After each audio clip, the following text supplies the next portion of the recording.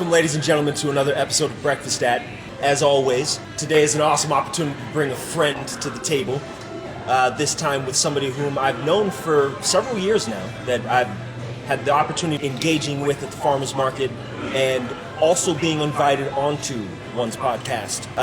Dennis Paquette, thank you, sir, for being here and joining us on this episode. Yeah, I'm happy to be here. This is great. It's been a long time coming. Yeah, and it's funny how those things happen, but I've recognized that sometimes those are the best opportunities to reevaluate.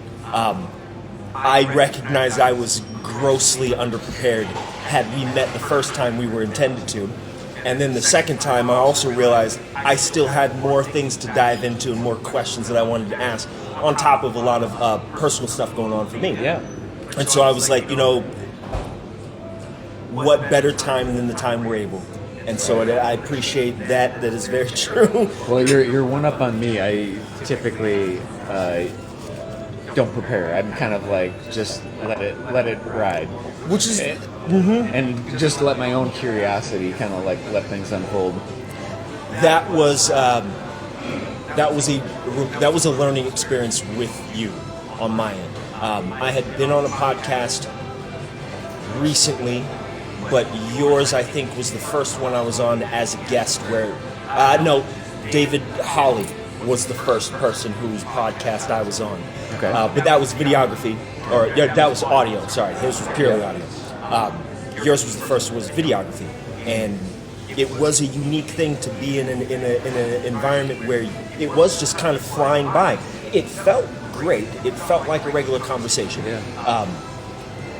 And it was different because I the whole time I'm like, man, yeah, this is, you don't always have to prepare. Maybe you can prepare questions, but you don't always have to adhere to them. You don't always have to have this thing, maybe guide structure, but your curiosity just flowing with that pure effort in that sometimes is enough. And it was inspiring. I loved that. Yeah, I don't know. I mean, you look at people who are very accomplished at this type of thing, Diaries of a CEO. Have you seen him? No, not yet. He prepares very well. Oh, wow. And, probably Joe Rogan, too. I mean, they probably load him up with... To some degree, sure. And then he has his friend that helps him out with most of the other research, too. But, yeah, it is interesting. So I always start this episode and my episodes with an opening question. Mm-hmm. What is one meal that reminds you of home? Chicken and dumpling. Really? Easy kill. That was quick. Yeah. What is it about the chickens and dumplings that bring that back, and what is that? It's such a rare meal. You don't usually sit down and have chicken and dumpling.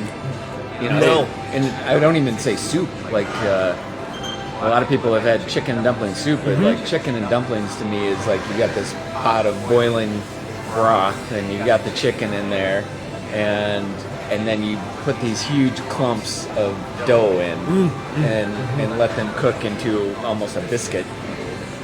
And I don't know. Amazing. So it started with gravy. Gravy. Yeah, my grandma. That's really where it started. She was born in 1910. She lived to be 105 years old. And wow. Chicken and dumplings would be what we would have at her house if we'd go to Redwood Falls, Minnesota. Okay. And that was her meal. That was her specialty. Right, but my mom picked it up pretty quick. It's not a difficult meal, I don't think, but it's a little futzy. Sure. But, I don't know. There's just something about carbs and that every young boy this is good. It's a carb and maybe a little vegetable, so you make your parents and grandma happy. Yeah. But do I have to eat the chicken? Do I have to eat the chicken? That's awesome. Chicken and dumpling. Okay. Yeah. What is and you know what? No, is there a breakfast that you remind that is familiar to you aside from that? I would say my family is a breakfast family. We could probably eat breakfast. Yeah. For breakfast, lunch, dinner, every day. Yeah. Every day of my life, if I could. And we're kind of snobs about it too. And by that I mean, my dad grew up in Boston, in Massachusetts, and New England, and so Boston.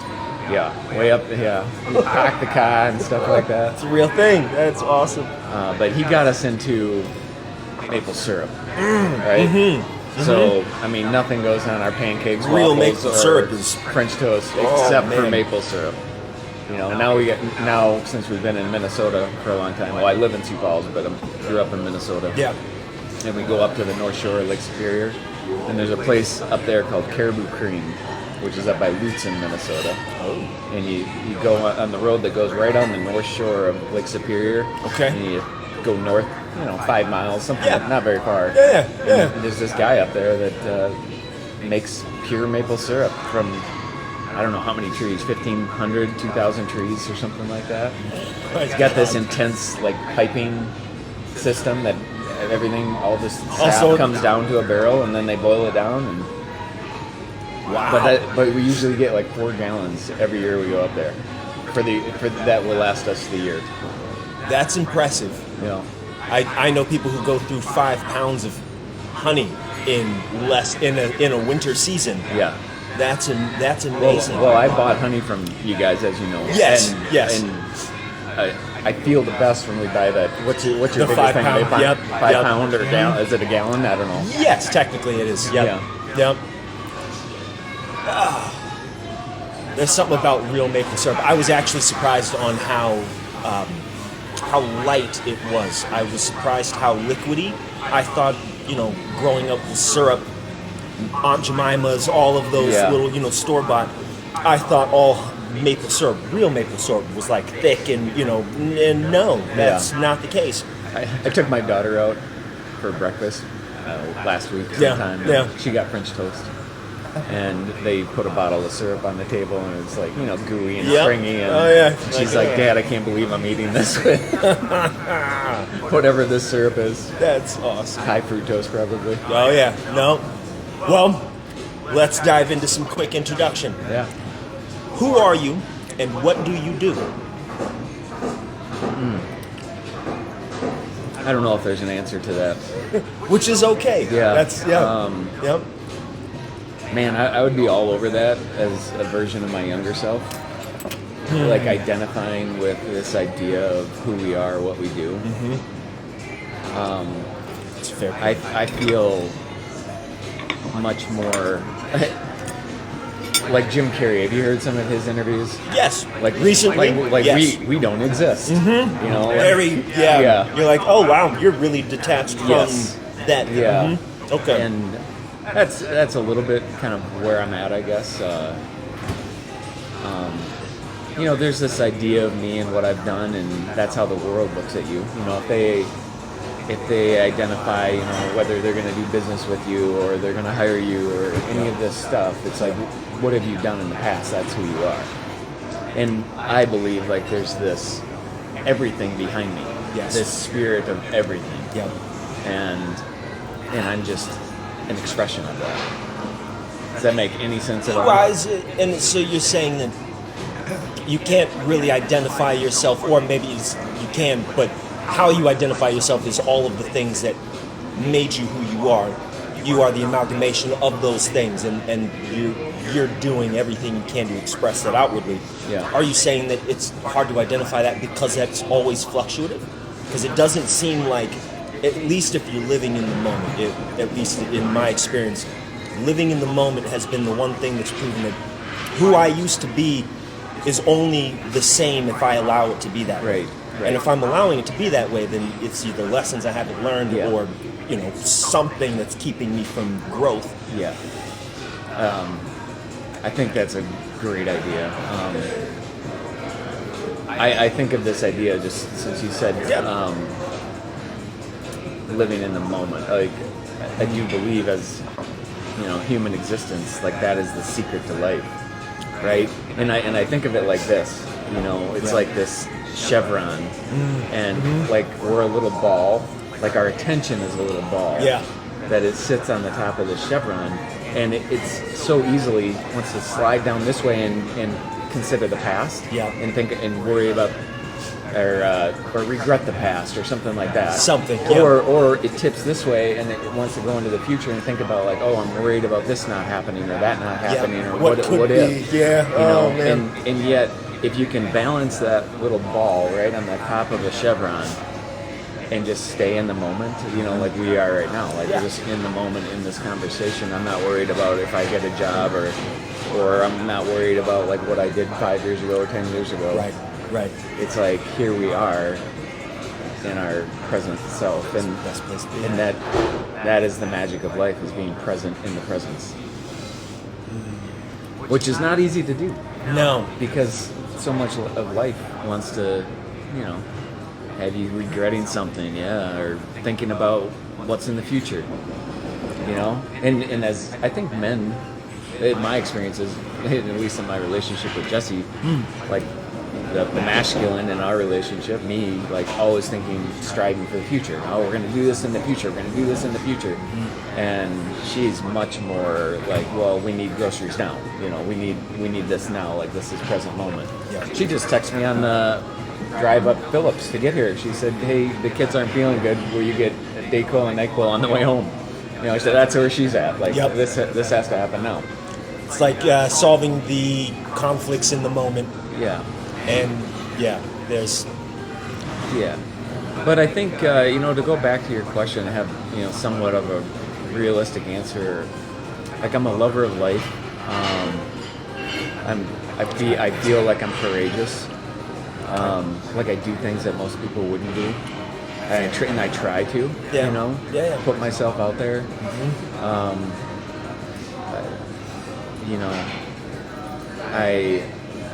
I love people. I love interacting with people.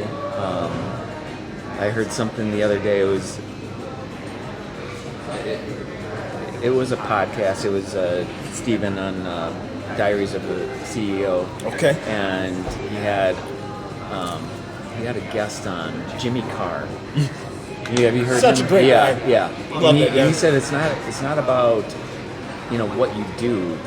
It's like who you go through the journey with. It's the company you have on the journey. Mm-hmm. And I think that is our biggest, time is our biggest asset, and then the people you have around you during that time.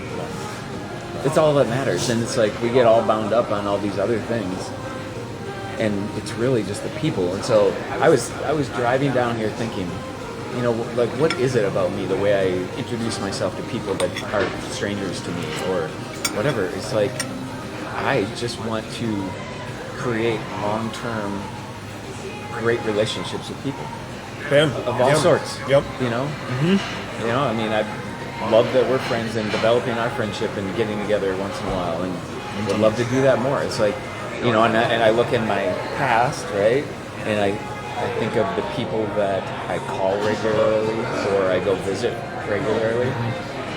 Those are people where I've developed those friendships and those relationships, and I would never have a reason to like just have them fall off the table.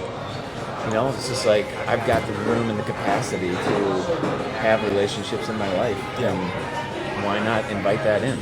Right. Cultivation of relationships is a unique endeavor because it forces you as the person, as a part of the relationship, to contribute to something in a way that is, we don't know what it's going to yield, but we feel it worth it because of what we've been able to gain from or learn from. Yes. It had to have been. Yeah. And then you capitalize on it, or if not, you engage in that moment. Being present allows you to be able to engage in those moments as they come up. I imagine, because otherwise it would just, you're kind of thinking about the past or the future, and you're lost, and then you've missed this beautiful platter of engagement. Right. So that's what I do. I look through, I walk through the world, I look around, I'm like, oh, that person's interesting to me. I don't know why. Yeah. And I usually approach them and talk to them. Guys, girls, everything. It's awesome. I feel something in that. Teaching people how to be is courageous in that regard, because I feel there is you have to be some level of courageous to engage with other people. Or crazy. Yeah. Yeah. Because we know ourselves well enough to know that it is not easy talking to one another. Yeah. It's not, because we're so vastly different from each other. but having the opportunity to sit there and listen to what's being said from the other side, you're like, oh, well, no, you're not that much different. There's just a different set of experiences that if I'm present enough, I get to listen to and hear and maybe be better for it. Yeah. I listened to something from Andrew Tate the other day, and he was saying, like, he's got this very strong attitude towards everything in life is an interaction. Everything is, this person wants to use you, and you want to use the other person, and everything is a value exchange. And I'm like, I mean, maybe that's true. You know, like you even think of marriage, like there's a value exchange, right? You know, I get married, I provide, I protect. She, you know, provides love and support and the feminine and level of contribution, and babies and taking care of the babies and you know, so it's a lot of this stuff is unsaid though. You know, it's like we just walk through the world and that value transaction is not really talked about. It's just like we just get married because that's what we do, but there's this underlying thing. And so, I don't know, I think there could be other ways you think about it. It doesn't, everything doesn't need to be a transaction. Like it could just be simply enjoying life together, you know. I would say I find things to be transactional inherently. I think that the value we put behind the transaction is the unique part of each engagement, because you put and bring your perspective value to this relationship in the same way that I bring my perspective value to this relationship. But they are all to some degree transactional. And I wish that wasn't really the case sometimes, because it does sound, when we say it, we bring that into the perspective of economics and like our capitalistic economy and mindset. And it's like, well, then it makes it seem usatory, because we know that our perspective of capitalism or transaction is usatory. Right. When it's like, but that's not what we want it to be in the human connection. Right. And what's the and what's the best situation? That, you know, the best situation is a win-win, right? A mutually beneficial thing, right? I mean, whenever there's imbalance, then, you know, things probably don't last very long. Would you say that it's noticeable when there's an imbalance? I think so. So this is the thought I was having. Is, like, I think of long-term friends that I have, and the way that I lean on people sometimes. You know, like, for example, I've got a very good friend who's in the auto industry, and it's like, if anything ever goes wrong with my car, like, I ring him up and like, hey, is this something I can fix, or do I have to, you know, drop $1,000 to? Right? Can I do it? Yeah. What do you think's going on here? And so I have this imposter syndrome a lot of times, and the imposter syndrome goes like this for me. It's like, I don't believe that I provide as much value as that person is providing me in return, whether it's like, hey, just advice, or help, you know, helping me out, or hey, I've got a problem, and I ring up a friend and like, hey, what do you think about this? And so sometimes I don't know how I show up for other people. Interesting. You know, and I don't understand the value that I'm providing, but the answer is, you know, I believe I must be providing value, otherwise the relationship may have gone by the wayside a long time ago. Sure. You know? It's almost like we're still even caught in the engagements, scrutinizing ourselves in the engagement. Right. And, you know? And not getting on one side, getting on the other. And there's one guy, you know, my buddy in the auto industry. Yeah. Like, after he's helped me with a car, like, you know, 2 times in a week or 3 times in a month or something like that, I'm like, dude, I feel like, what do I do for you? He goes, you're good, buddy. I love talking to you. I was like, well, if that's all I need to do, then I'm in a great place. Cause, you know, and maybe it's my curiosity about them and who they are that, you know, I see them. Yes. You know. Where maybe in their environment, people don't. Yeah. And just that observation is enough for them, because they know that even if I don't, and if people aren't seeing me in the sphere that I exist in, there's somebody out there that does. Yeah. and I value that Yeah. because that helps me navigate and survive this. Yeah. That's huge though, but that's that I could see where that value would come from then. Like I could at least recognize that. Yeah. Because to be seen, to have somebody who is able to see you for that, Yeah. it's wild how that allows you to have some semblance of peace in the chaos. Yeah. Yeah. I'm trying to think. There's a saying like this has to do a little bit more with the male female relationships Sure. and stuff like that. But Yep. every beauty needs an observer. Like the There is no feminine beauty the without feminine needs observation. somebody to observe and Yeah. to see them and to acknowledge it. You know. So, but more broadly, like I was saying a few minutes ago, Yeah. as I walk through the world, like I just pick up on things. Like I see, when I walk through a place, I see everything. I see everybody. And a lot of times my eyes or my attention see the downtrodden. You know, maybe somebody who's like, hey, something's going on. I don't know what it is, Yeah. but, you know. Well, it looks like they could use a hug. Yeah, That's no, it. yeah. You notice the people who may need a level of support that perhaps you know that you have and maybe even can provide. You're able to recognize how that value, and maybe we do know it. Like you did use the term imposter syndrome. I know the value I contribute. I am at all times scrutinizing myself of that value, and whether or not it actually does. Until those moments where I'm like, wow, no, I do see those people, or I do see people who are don't have it, Yeah. and that's not a bad thing. Perhaps that's the type of sight we need more of, because then the level of empathy grows when I can look around and be like, man, I see somebody who's in need of a hug, and then on top of be courageous and crazy enough to go, hey, you need a hug, man? Right. Yeah. I mean, that's crazy, right? But you see that. I mean, I get but that. that's what kind of like where I'm at, you know. Seems like that's the crazy edge. this age, yeah. But you see people who like have gone out in town squares or something and been on video and like have a sign like, "Do you need a hug?" Yes. And people will take them up on it. Yes, they will. You know. Yeah. And so Because we do. yeah. We do. Yeah, I don't know. I'm an idealist. I think I think the best of people.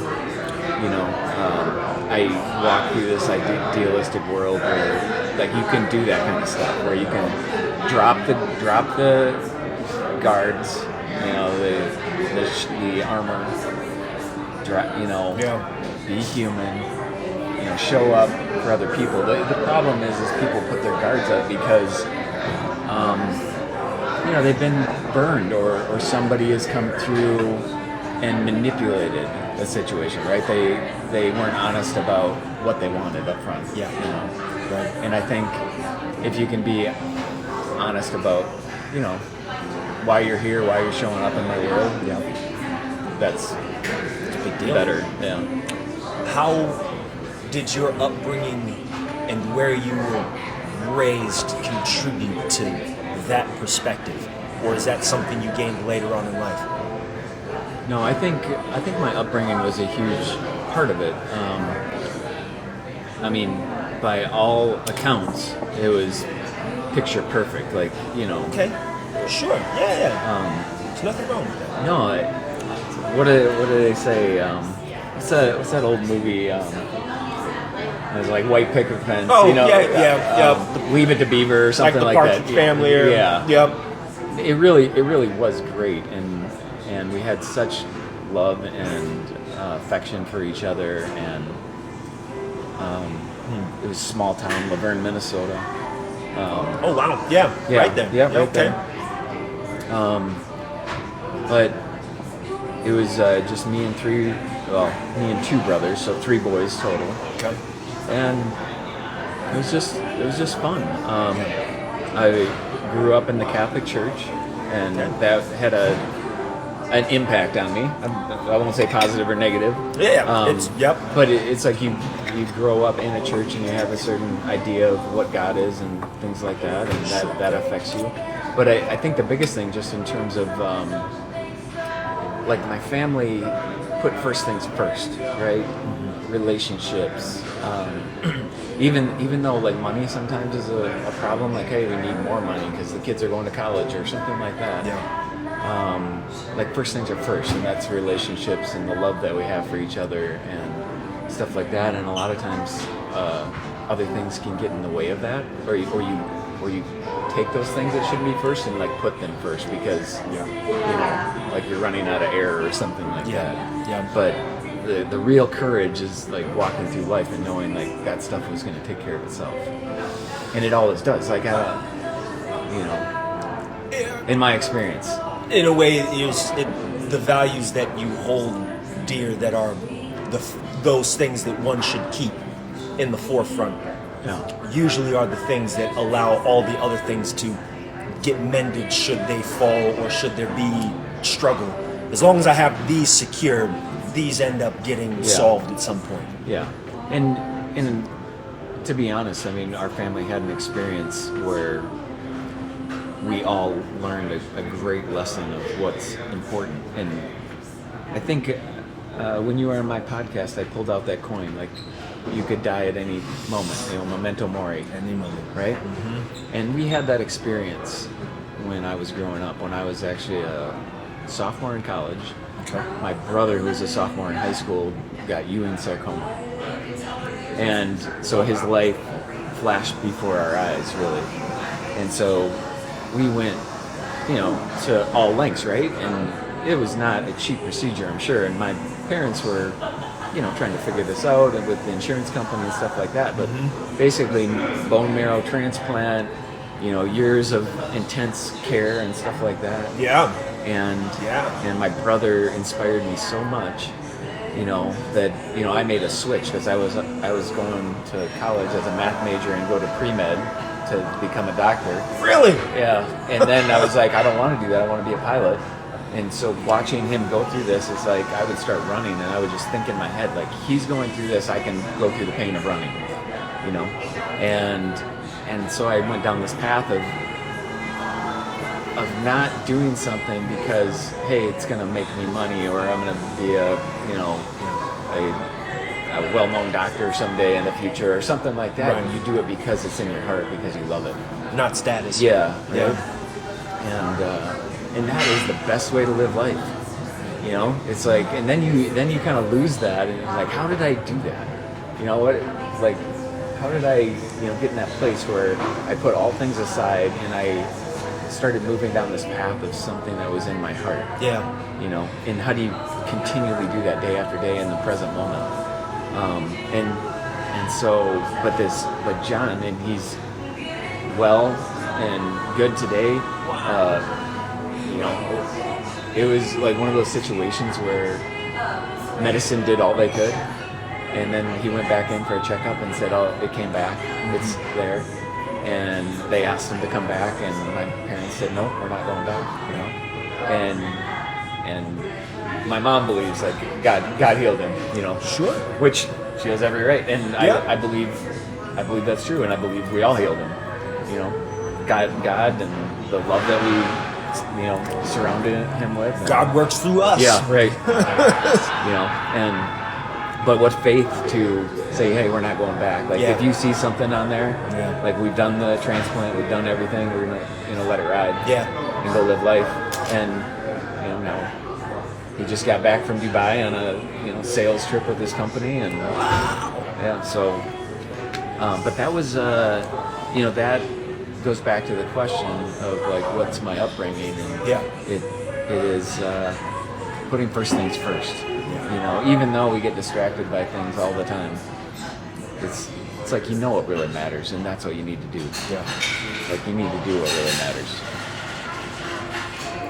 Because life's too short. And there is this consideration that we do have an inherent understanding, and that maybe life is about coming to terms with that understanding. Like, we know when we do something, we know what good values are, to some degree. Perhaps as we get older, as we grow, even if we go through a good upbringing, even if we don't, there's still some inherent truth to like treating people well is the right thing to do. Yeah. But we're still, floating in this morality thing.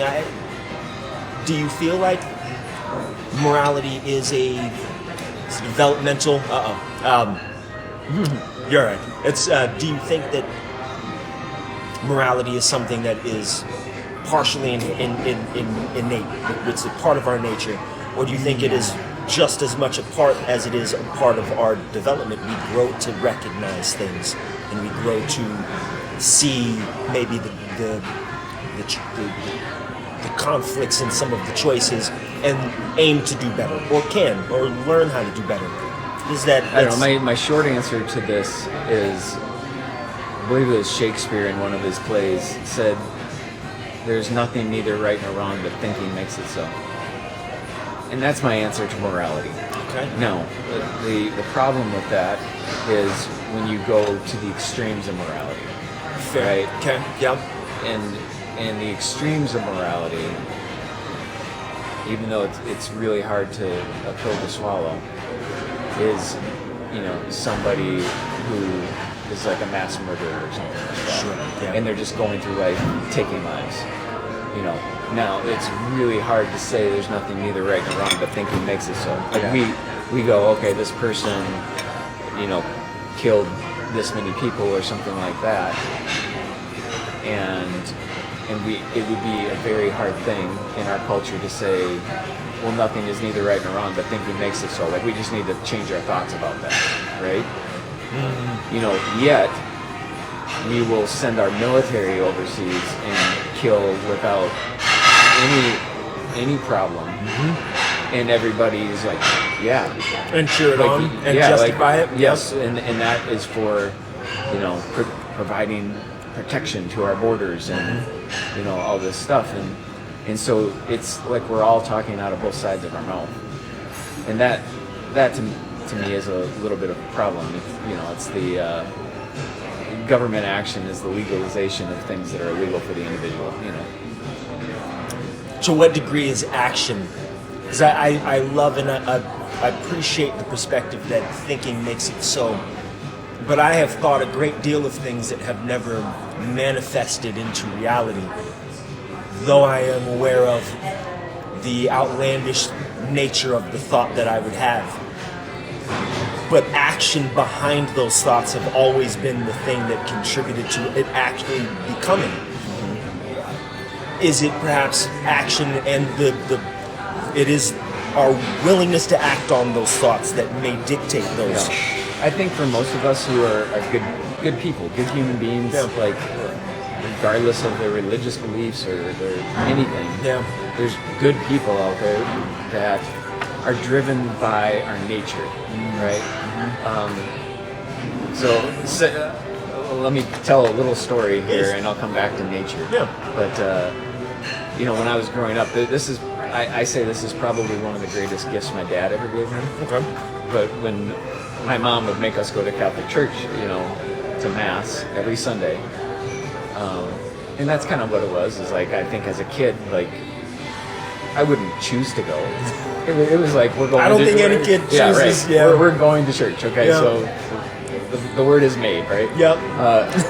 And so what needs to be done, and knowing it's the right thing to do, and to go against the culture, the movement. I mean, don't we all wish that there's people in Germany that stood up against the Holocaust earlier than they did, like they know it's wrong. And so, but they also, I've been part of the military, so I know how insidious it is. Like, you just follow orders. You just, this is the order. Like, okay, you're taught from day one to follow orders, right? And so, like, I could easily have been that person, like, I don't want to get in trouble. I've got family, Right. I have people I have to consider and take care of. Right. So, I mean, the people that I admire are those people that stand up for what they believe, what's on their heart, against the masses, you know. Yeah. And I don't know. There's probably a lot of room for me to do that still today. You know, it's like what, pick your battles, right? It's like sometimes just putting food on your own family's plate is battle number one. Yeah. Say I was a pilot, as you know. Yes. So there's that saying, when you're on the airlines and they talk about oxygen masks and they always brief, right? If something happens and there's depressurization in the cabin, please place your own oxygen mask on first before assisting others. Yes. Right? And I think that is true in life, generally speaking.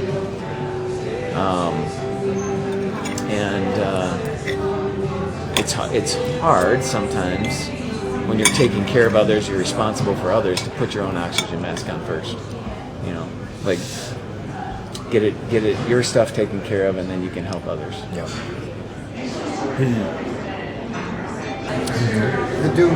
Yeah. Denny, who do you want to be when you get older?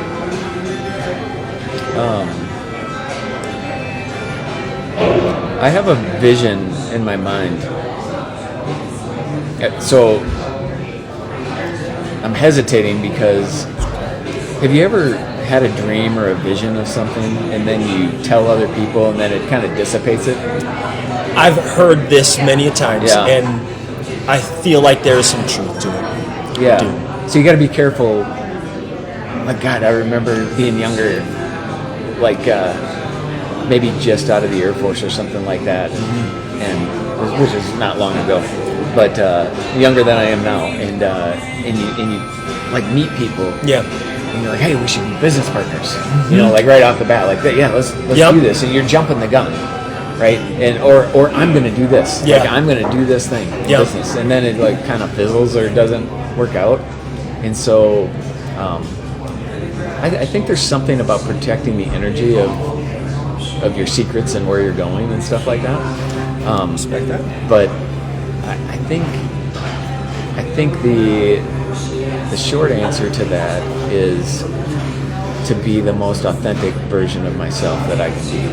I was talking to Jesse about this the other day. Another way to say that is, as you know, I've got a lot of rods in the fire. Yeah. Flying, business, investing, podcasting. Yeah. I want to do the things I'm interested in. Yeah. And see where it leads. Because if I don't try, that's what I'll regret. Right? I know that. I respect that. I know that. Yeah. And so, and what I was telling Jesse the other day is, I feel splintered. I feel splintered right now because I've got this version of me that I have to show up like this for. Yeah. I have this version of me I need to show up like this for. Yeah. I have this version of me I need to show up like I need to show up for. And the biggest vision I have is that I am secure and confident and convicted in myself and can show up as the 360 version of myself. I see. Like, yeah, I do it all. I fly and I help people with their investments, and I podcast with people I'm curious about, and I love talking to people and meeting new people and having new relationships in my life. And it's just, it might not fit in to what society sees as like the norm, but like this is Denny 360. Yeah. Does that make any sense at all? So I have this thing that I share with people when it comes to them and their efforts of finding themselves, and I say, how can you find your center if you don't know your edges? If I am to know who I am, I have to know, one, what I'm capable of, what I'm not capable of, how far I'm willing to stretch and extend myself, and then through the process hone that to know who that person is, me as a whole. Yeah. But without seeking the edges of those boundaries, my boundaries, whatever those look like, I don't know who I am. Right. And I think that's such a real statement, because in order for me to know you, in order for you to know who you are and bring your authentic self, for me to be able to even come to think that I know who you are, you have to be able to present yourself authentically. Right. Otherwise, I'm in a constant state of, well, who is this person Right. really? Like, Right. there's always that question. Yeah. And so in our engagements, there's always going to be a variability of, well, do I know him, or is this always just a facade? Right. And I feel like when we meet authentic people, we know immediately who we're dealing with. Yeah. But it sounds like you also feel, you like myself agree that is a process that you have to go through. Right. Like, you have to go through that. If not, that's like one of the biggest practices we need to continue. Yeah. Is I have a friend in Norway, and he said, and I was kind of expressing this idea of, feeling splintered or lost and not knowing where I'm going. And he said, all of that is frivolous details. Like, all you need to do is like hold the vision in your mind of what you are, a year from now or 5 years from now or whatever. Hold that vision in your mind every day, and just don't worry about how it's going to happen, but just hold the vision of how you show up in the world. without want or need. Right. Just be. I think one of the insights that I've had into myself recently is this idea of putting the wrong things first. And I even drew a diagram on my notepad. The best experience I've ever had of achieving what I want to achieve in my life is that when John got sick, that I decided to go down this path of, I'm going to be a pilot. I don't know how I'm going to do it. Yeah. I don't know how it's going to happen. Yeah. But then it was like there's just this flow that was happening all the time. You knew the Yeah. destination. Yeah. And everything worked out. Yeah. Like, I'm not saying there wasn't hard days, but it was just like the right people came into my life. I saw the right signs. I walked into SDSU and looked up, and it was like ROTC. I was like, huh. It said Air Force ROTC. Yep. And I was like, huh, I'll go talk to them. Yeah. And it's like, boom, yeah, like this is how it works, and this is how you get a pilot's slot. And all the while, you had that vision of where you wanted to be with you. That Right. never. Right. Yeah. Were there times that it felt like that deviated? No, I mean, I asked like that. it was like I'm not saying there was bends in the river, but I said, but it was like I was constantly on the heading of see.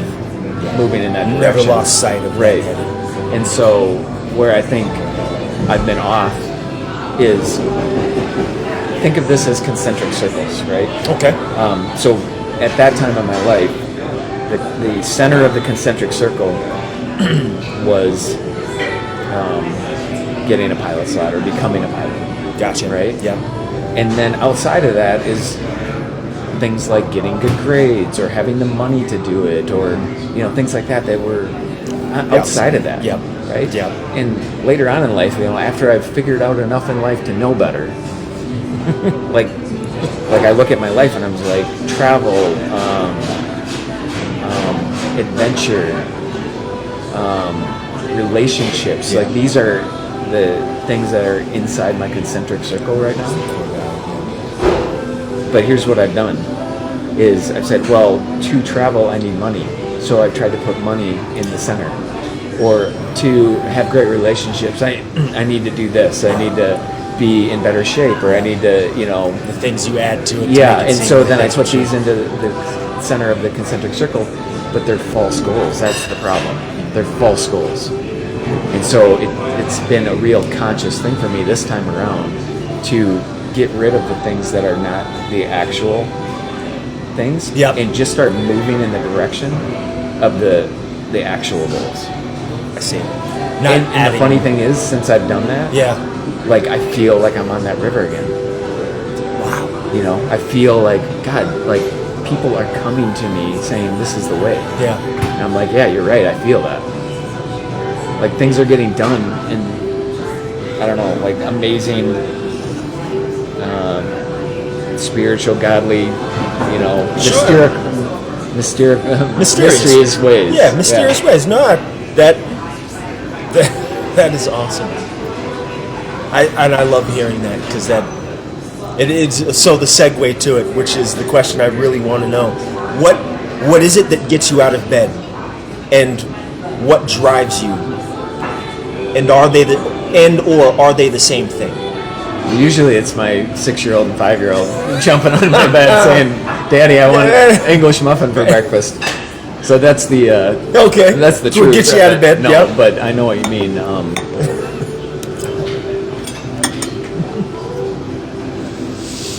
I don't know. It is. I love my family. You know, I love the people that I've created. There's nothing like having a family, and nobody will love you like your kids love you. You know.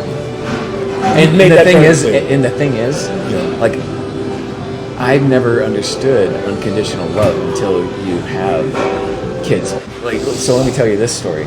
This is a little bit different than the question. Yeah, no, that's okay. But when I met Jessie, I loved her very conditionally. I see. You know, like I loved her if she ran with me or if she worked out with me. You know, it wasn't like, you know, I see you, I love you for who you are, and however you are, like, you're great to me, right? Over our relationship and having kids, it's like, first we have 5 kids, and you know, the first one comes, it's like, wait, I love Jessie and I love this one, and then another one comes, and it's like, wait a second, I don't love that one any less. I love that one as much as I did. Like, my love is a lot more than I thought. Yeah, it was. like the pie just gets bigger, right? Like, you've got a piece of pie here, and I think a lot of people feel like their love for people or their capacity to love people is as big as a pie, and then it just gets, as you have more people in your life, it just gets cut up. You know, and I don't believe that's true. Oh, economics can't be a part of it. No. Like, I think the pie gets bigger and bigger. Yeah. And you have that capacity to love, and I think that's what gets me up. Like, I don't think it's socially normal, but that's my attitude on life is like, I have the capacity to love. And to accept other people and to just love them as they are with no judgment, and see them as they are and meet them where they are.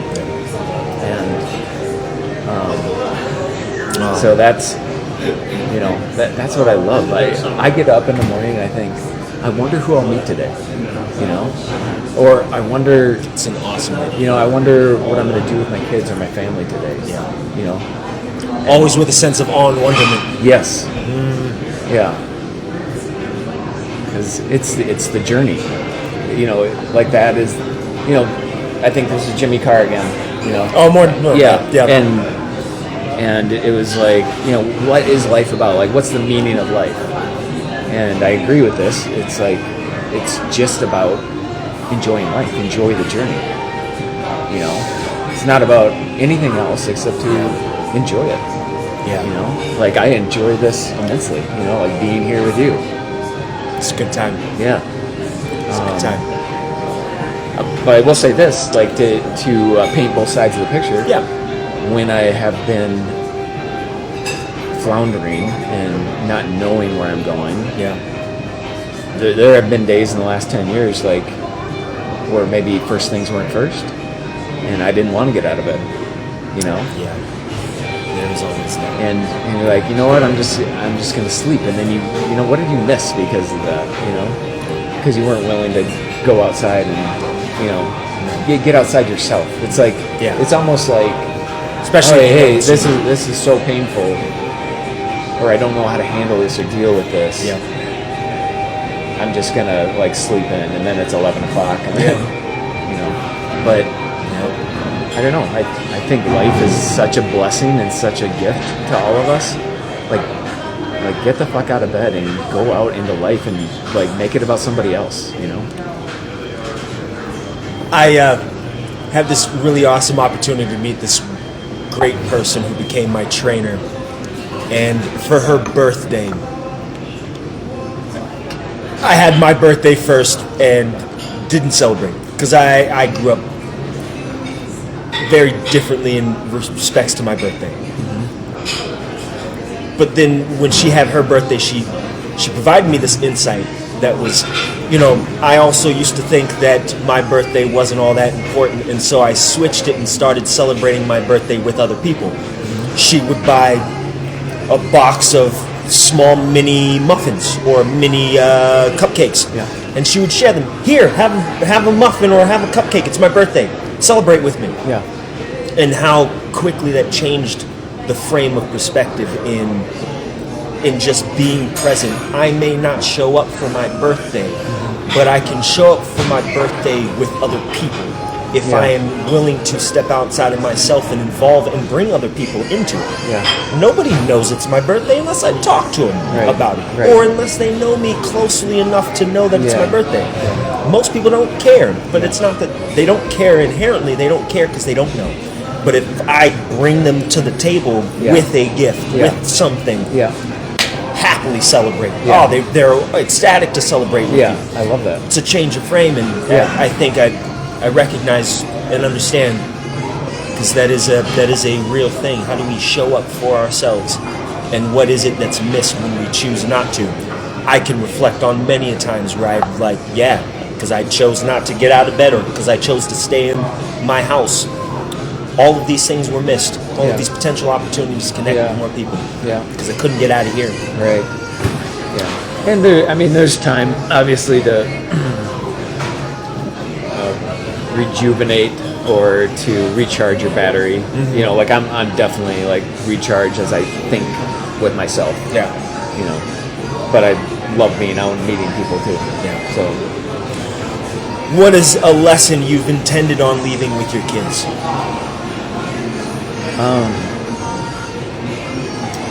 Probably to trust themselves. And that's powerful in its own right. Yeah. And that one thing I've said to all of them since they were very little is when you're a kid in a family with parents, it's probably pretty easy to think like, oh, dad's in charge or mom's in charge. Yeah. And one thing I've told all my kids from a very young age is I ask them, like, who's in charge of you? And my older girls, you know, when they were young, they always said, well, you are, or mom is. I was like, no, like, you're in charge of you.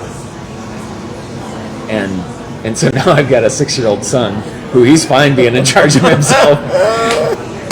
And, you know, like his teacher will say, I'm in charge, and he'll go, no, I'm in charge of me. Yeah, it's like, yeah. That's funny.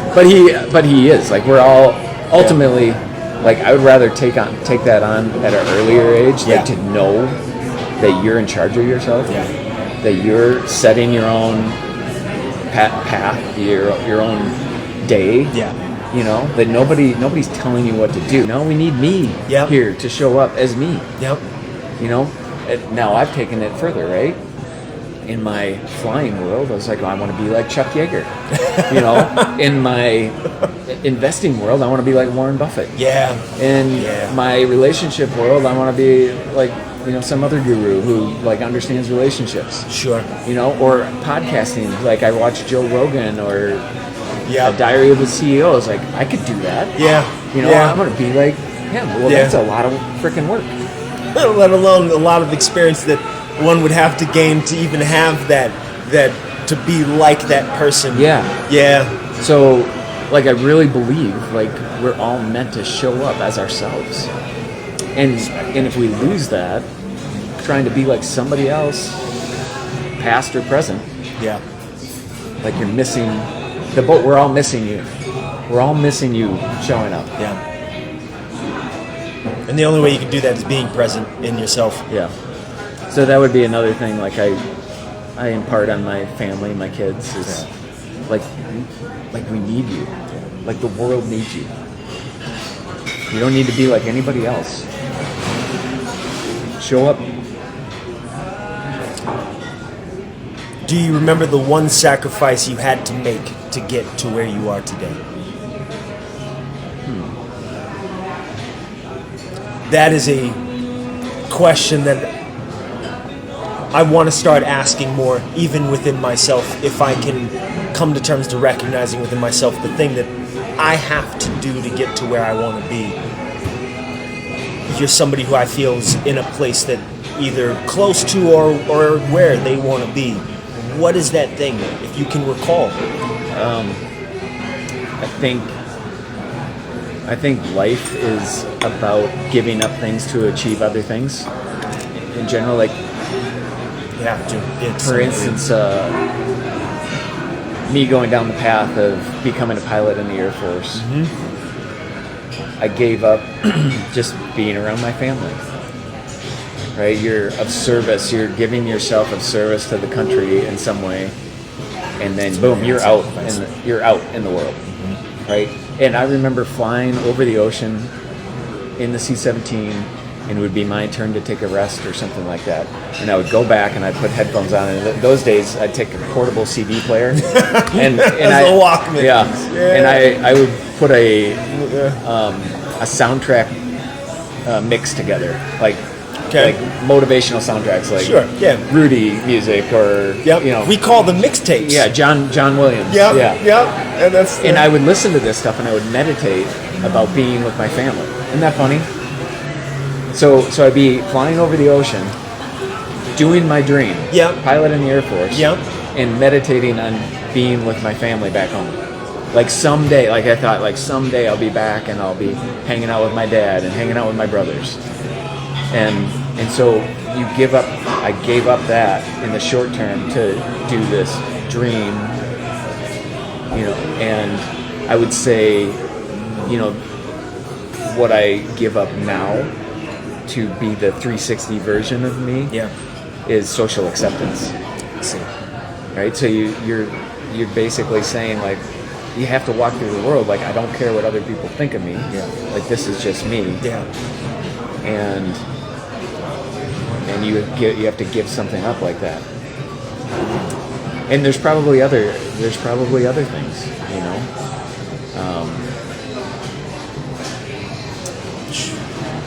I appreciate you sharing that, but if you have another, please, by all means. I asked that because it sounds like the things that connect that to me in what you just said prior was when your brother was going through what he was going through, you had a core value or a core direction that you knew you were going to. And to get there, you recognize that I just need to keep my eyes on this. And it sounded like when you were in the military, when you were serving, your core was your family. You knew that the sacrifice had to be made for that, but it never left your sight. And that is what guided you through those things, was that, which makes more sense to me, because you always seem to me like that, like a family man. And in the greatest regard, you are somebody to whom I look at as like, if I am to be a father in my future, you would be the person to whom I look up to as like... Yeah, you should definitely come ask me questions. That's the guy. Like, you're the person I would want to sit and talk to and have that conversation with. And so it's remarkable to hear that was how you navigated those moments of isolation during your time. Yeah, I think family is probably the best thing that's ever happened to me, right? It's just, there's nothing else that compares to it. And it's the greatest gift I've ever been given, and I believe it's the greatest gift I've ever given my children, right? Because, and there's this great question out there, it's like, what exists because of you? And what exists because of you? That's and think about it, there's some people that question. might be able to answer like, oh, I started a business. And okay, this business exists because of you. I employ people. Or family might say, oh, these 5 kids exist because of me. And that is probably my number one question as I live the rest of my life. Like, what exists because of me? Like, how am I showing up, and what am I bringing into this world?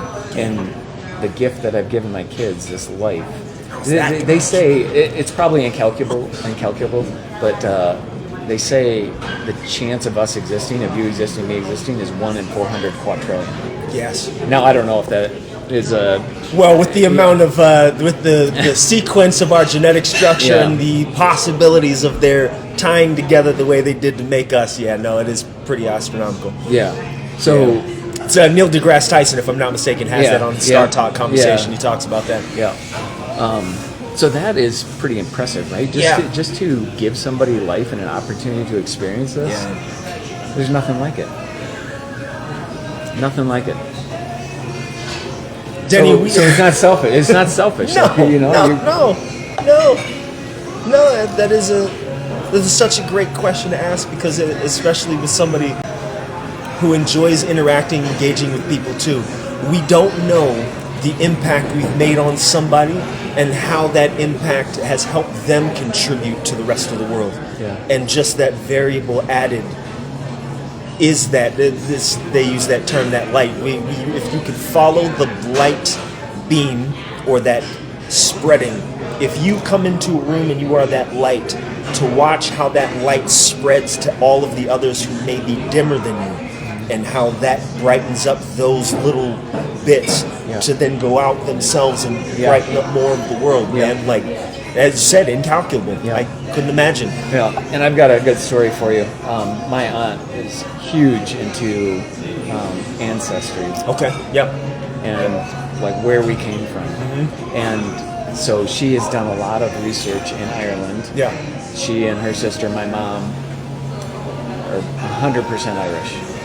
So very easy to go to Ireland and to go to the cemeteries you're home. And the courts and figure out like how far back. And I don't know. I think she's got back to like the 1600s or something like that, like way back. Yeah. Right? And she's always like researching these different relationships. Like, hey, we've got this whole family tree, but we have a question on who great grandpa was. You know, we don't. That's a question mark. Yeah. And so she'll dig into this research, and she found this very amazing story of a guy and a girl from Ireland. He went off and actually fought for the Brits during one of the wars, and then so an Irishman fighting for the Brits. Yeah. And he comes back to Ireland. Yep. And it was one of these things where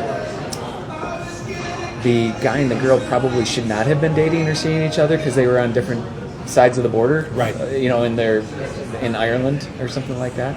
But they ended up getting together, and in that time, it would have been frowned upon. I right? understand. Yeah. It would have been socially unacceptable. Yep. Right? Yep. See where this is going? No, I know exactly. And That's now, beautiful. But because they took that risk, or they did that thing that was socially unacceptable to them, I exist. Oh. And so, but here's how I take that. Okay. Is, do I have the courage to be socially unacceptable now? Because, like, nobody gives a crap. He's dead. He's gone. Yeah. And nobody's judging him now. Yeah. Right. There's not an ounce of judge. It's just like, oh, that's an interesting story. Wow, what a courageous man or a courageous couple. You know. But yet it's hard in the moment to do that thing that's socially unacceptable. But it's easy to go, you know, what exists because of me? Yeah. And then think nobody's going to care 200 years from now, 100 years from now, 200, 300, 500 years from What's now. it going to matter? Yeah. It's going to be like, holy crap. Like, he was courageous. She was courageous, you know? It's interesting being a byproduct of courageous people. Yeah. And I am also the offspring of that, because that was, in essence, my mom and my father. You know, my mother, Hispanic, born in Italy, born in Guam, raised in Italy, moved to the States. You know, my grandmother's Hispanic, my grandfather, white American, and, you know, my mom, and she married a black man, and it was, at the time, in her family, socially unacceptable. Yeah, right. And she was disowned for that. Oh, see? You know, and so it was just, like to look and recognize how it was their courageous efforts that brought them together that made me. And just being here now, it's like, I had that sense of self of, I can't not be courageous because I am the byproduct of that. Yeah. And I would be like, why wouldn't I? Yeah. It's different, huh? Denny, I appreciate you putting that in perspective. We are going to take a break here because I think it's a necessity, and coffee is also needed. All right. Stay tuned. We will be back with another episode of Breakfast At.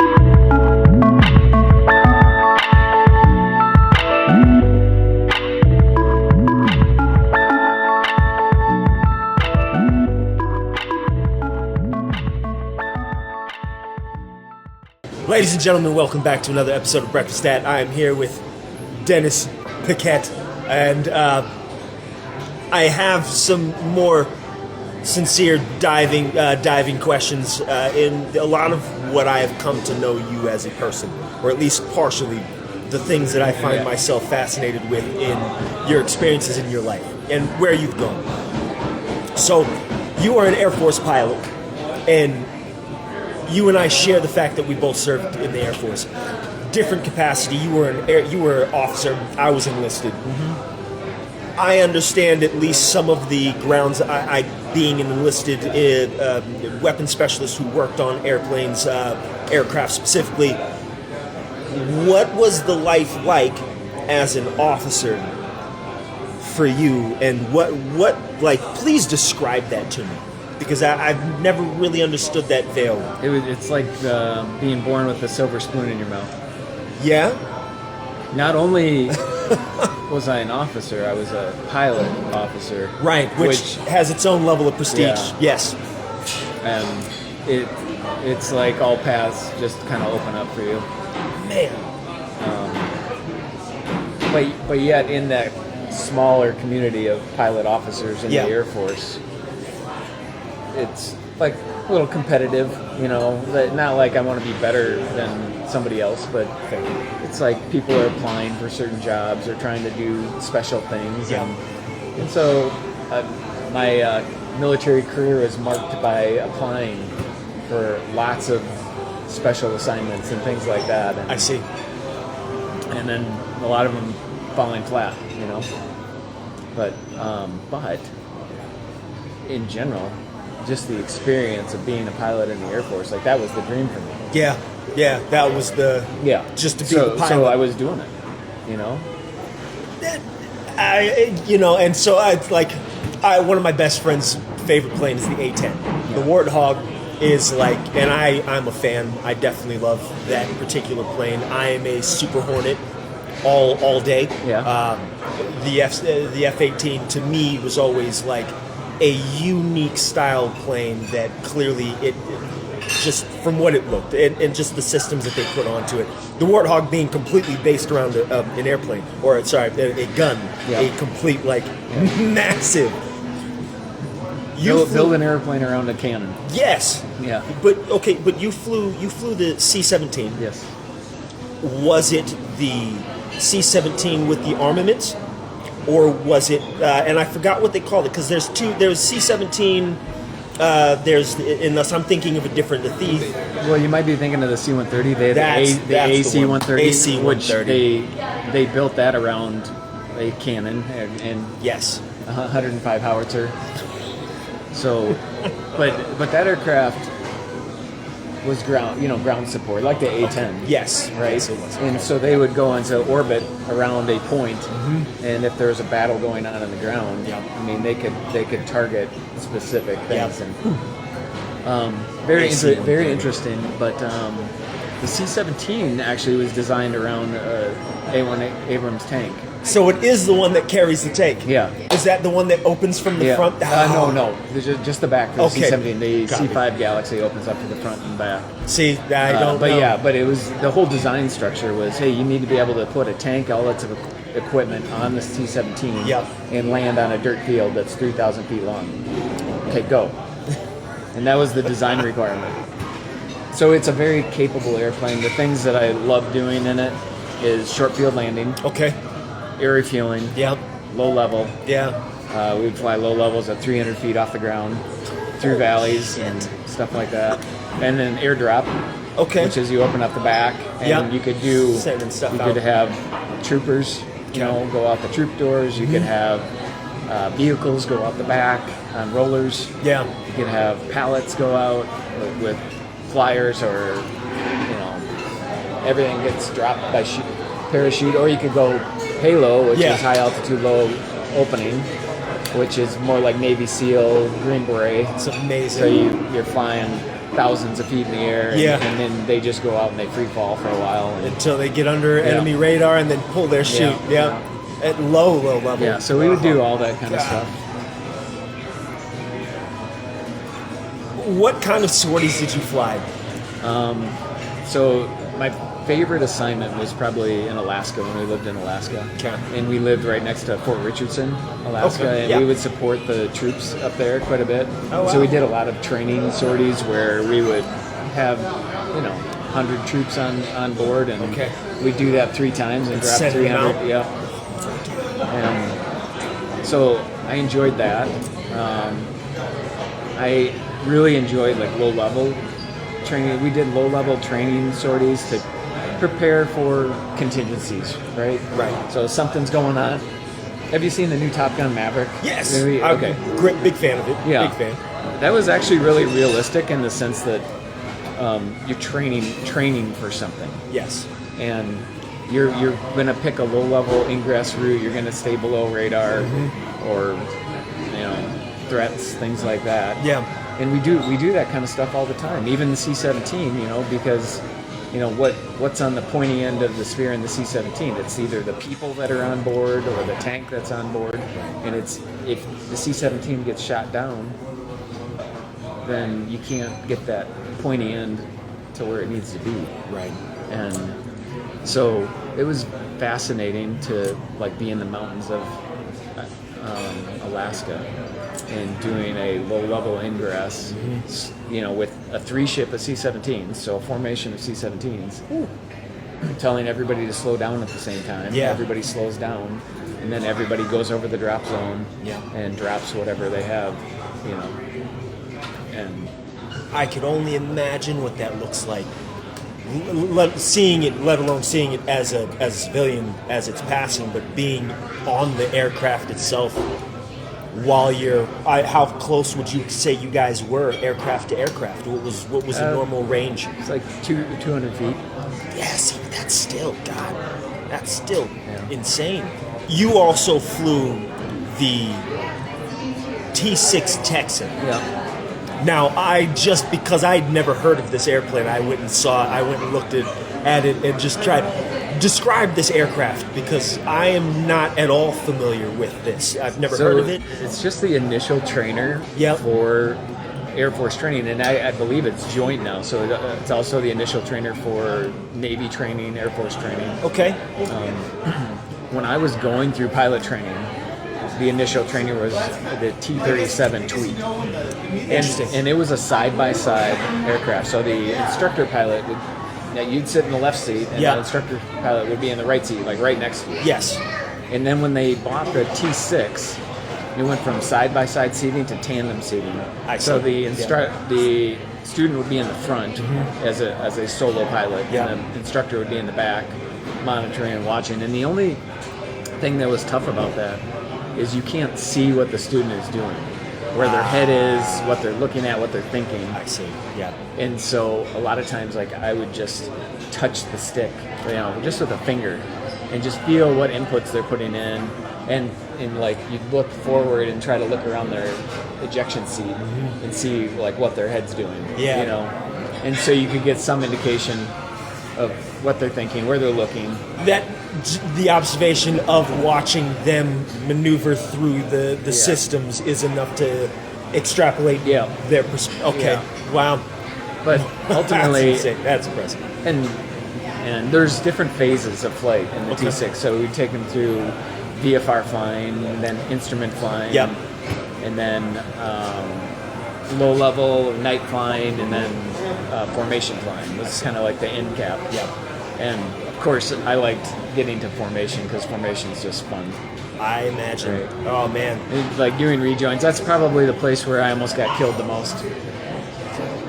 Just because, you know, it's like one aircraft is here and you're doing a rejoin, you know, coming up the line like this, and judging closure rate, and, you know, are you matching speed and stuff like that. Yeah. A lot of times it takes a while for people to pick up. I believe it. And so, like, you know, I'd be there, and then I'd be like right here, you know, like, oh, my aircraft, and whoop, you go right underneath. Yo! How many times did you have near miss? Oh, there's a procedure for it, so I wouldn't say it's an actual near miss. Okay, no, that's fair. That's fair. The procedure is just like a breakout. Don't get hit. Yeah. Well, the way you described it, you ducked under. Yeah, you just roll out and go under. I see. And I don't know. There's nothing that seemed like a near miss, but it's like you have to be on your toes, right? Like the thing we always talked about as an instructor pilot is how big's your bubble, right? Yeah. And I would have a pretty tight bubble, meaning I would allow the students to make mistakes. I see. It's like, hey, you see what happened when you didn't realize your closure rate, and then we had to overshoot? Yeah. And so, but my philosophy was, as long as I'm comfortable and know we're going to be okay, I want them to derive a lesson from it. But one of my most favorite analogies of relationships in life came from flying formation in the T6. So when I was going through pilot training, I was in the T-37, and when I was going through as a student the formation program, I had this thing in my mind where I was like, well, once I get in, I'll be good, I'll be in, and won't be that much work. I see. Right? And then it wasn't until later on in life where I was going back through training, and I was going through pilot instructor training in San Antonio, Texas. Yeah. And we're doing formation phase, and I got done with a sortie, and I was just sweating. I was working hard, and I told my instructor, I was like, I just want to be good at formation. Because I had this idea in my head, I'm not good at formation. Yeah. And he looked at me, he's like, Denny, you are good at formation. And it was like, boom, light bulb. I would love to dive into asking about drone flight and the use of drones in our environment now. And I say that because it was interesting to hear that the Texan is a Beechcraft. Yep. And it was funny because the only other time I had ever heard the term Beechcraft was in the movie Toys. I don't know if you're familiar with the movie Toys. I've seen it. Robin Williams. Yep. It's a brilliant movie. Some amazing actors in that movie itself. And there's a part where LL Cool J is talking to his dad, who happens to be a colonel or is Fulbert, one of those guys out there trying to create, using his dad's factory of toy making to create drones. And he was talking about how somebody was flying this craft into this square, and he said, not a beach nut, a beach craft. Oh, yeah.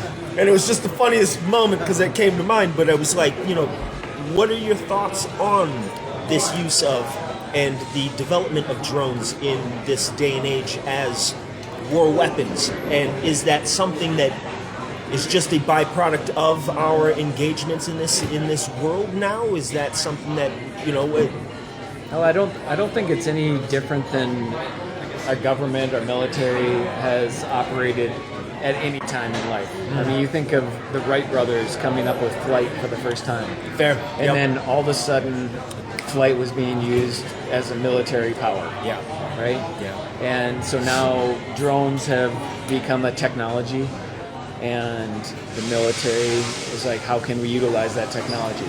Well, we're not putting manned pilots at risk, and we don't have the limitations of manned pilot. Like, nobody needs to go to the bathroom, nobody's got sleep requirements, things you don't have to worry about. And so as long as the airplane can be up there, it's like they've got a drone pilot sitting in a trailer somewhere operating this thing, and they fly it for 3 hours, and then somebody else comes in and they fly it for 3 hours, and somebody else comes in, and they can just switch out. Like, the pilot was like, hey, you're taking over. Yeah. We're at this altitude, we're here, we're supporting these guys. Yeah. You know, and it's in a box thousands of miles away from the actual event. Yeah, no, that's fair. And it's just it wanted to get a pilot's perspective on that, because for me, then recognizing that you as a pilot, having been in and have done deployments where you're putting things on battlefields, I can only imagine the value that comes from not having to be in such an environment that because then it goes back to the conversation, what is the thing that was your core in those moments to get you through that? And if it's family, any opportunity to not have to be in a situation that could take me away from my family as a pilot, I imagine, let me sit in a chair with a Xbox or PlayStation controller. The pilot attitude, though, would be like, I would never choose to be a drone pilot, right? Okay. Like, that's the pilot attitude. Because pilots want to be piloting, and I'm not sure. I don't know how competitive somebody who ends up in the drone program is when they apply to the airlines or something like that. I'd say, hey, I've been flying a drone for 5 years. It's not the same. So pilots are very hesitant to be like, yeah, I want to go do that. There's a lot of things like non-vol, where it's non-volunteer. That, right? Yeah. So it's like, hey, sorry, you didn't do very well in pilot training, or you were. I think it's changed now. It used to be where it's like you'd go through pilot training, and if you were lower on the list, you'd go to drones or something like that. But now it's kind of like, hey, you're coming into pilot training to be a drone pilot. That's my understanding, but. I don't know. I had no personal desire just because I was a pilot and I want to be a pilot. Well, so was there ever a time during your service you wish you could go back to? Is there a time? And were there ever times that you had conflicts that made you question whether you would come back? I loved my time in Alaska. That was probably the best assignment, most versatile assignment that I ever had. Awesome. And then generally beyond that, I liked instructing. I felt like I was a good instructor, a patient instructor. So whether I was teaching somebody in the T6 or I was also a schoolhouse instructor in the C-17, teaching people how to fly the C-17 for the first time. It's awesome. So it's very rewarding to take somebody and say, hey, dude, you're going to hop in here and you're going to go up to this tanker and you're going to get gas. And teach them how to do that. So I've only seen it in videos. Yeah, and it's formation. Right?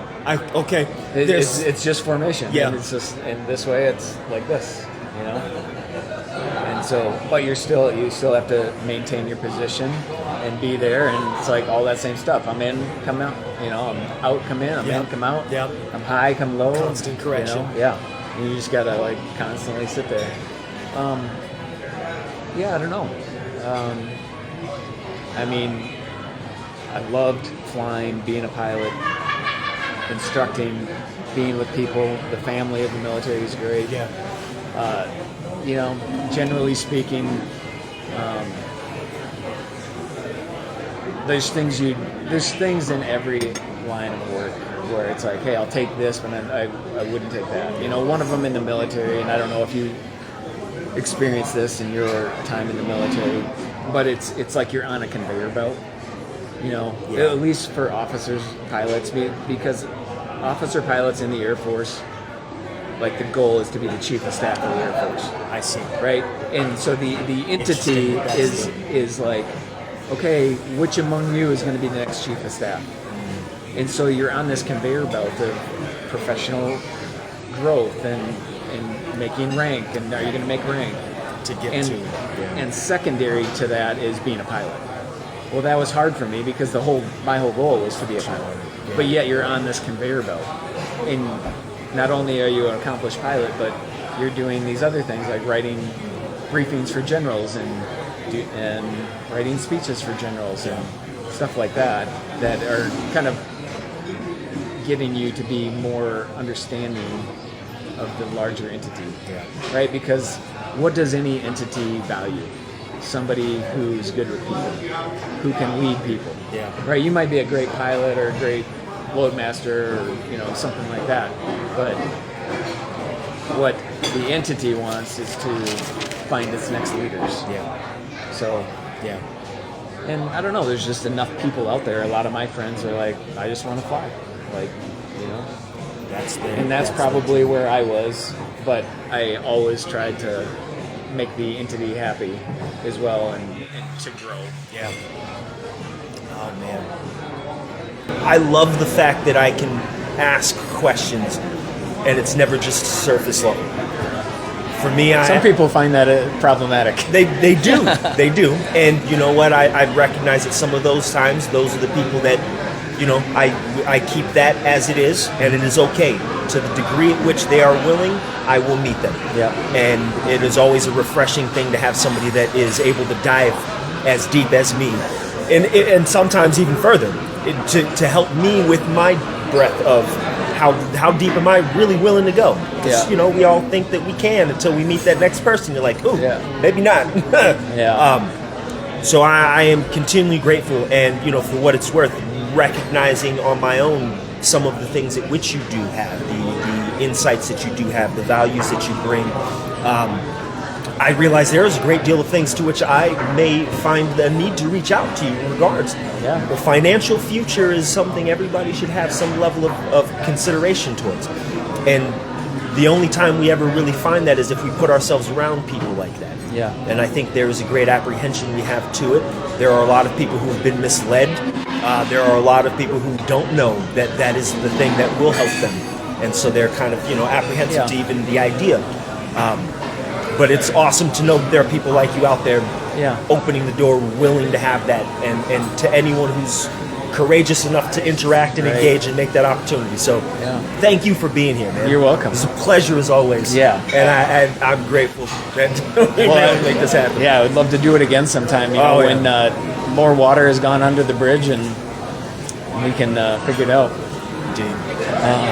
We'll have more batteries next time. Yeah. But ladies and gentlemen, again, thank you for being here. Effort is to deepen the human connection, one meal and conversation at a time.